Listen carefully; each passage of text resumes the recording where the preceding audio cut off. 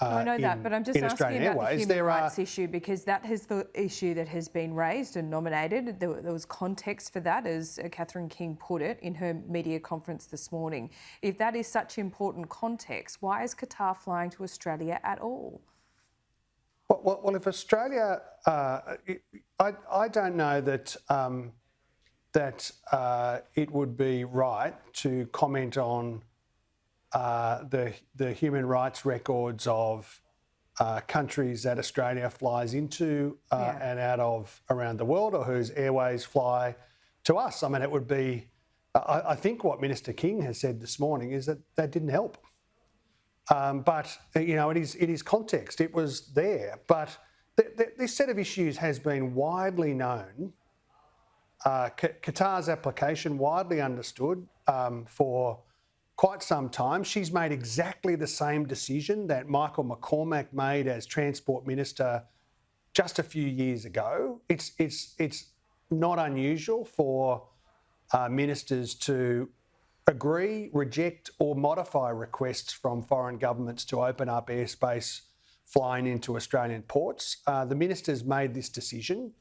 There's a range of national interest considerations that the minister would have taken into account. I'm not privy to what those and neither were. are we. That's the problem, isn't it? Well, you know what? These are bilateral discussions between countries that affect us, and we still don't know the reason. Well, bilateral discussions between countries quite often affect. You're saying trust us, and there's been no trust here along the way, because it seems that you're you're really trying not to tell us the real reason. What's the inference here? Really? I mean, honestly, it's pretty juvenile stuff. Well, the inference is that it was made to protect Qantas, and people are wondering why.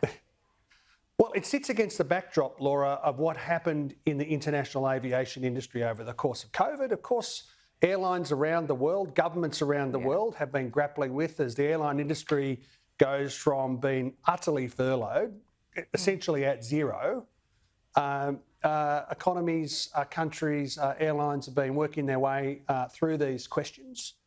There are a series of broad national interest questions here that the minister has obviously considered. She made a decision that's very similar to the decision that Michael McCormack made. Now, he had a range of national interest considerations that he would have considered. Now, were they exactly the same? Well, the situation is different. You know, time has passed on, but the principle is the same. Now, in terms of a sort of accounting for all of the reasons that is not normal in bilateral discussions between countries. You know, there is an adult government in charge here. We are not like the last government that released text messages about controversial issues in their bilateral discussions in order to support their political agenda. We don't reveal the ins and outs of every bilateral discussion we're engaged in. That's not a proper way of conducting these issues. It is thoroughly appropriate, by the way. I understand the public focus on this. You know, Qantas has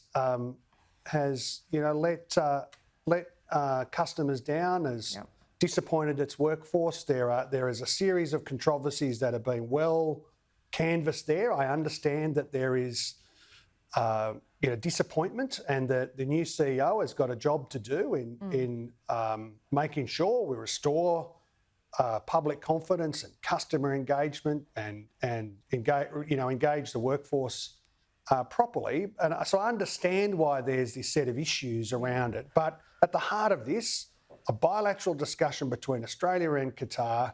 The minister's responsibility here is to accept or reject or amend the application that's made, and she's made a decision in the national interest. Okay, Tim Ayres, good to talk to you. Thanks so much. Good on you. See you later.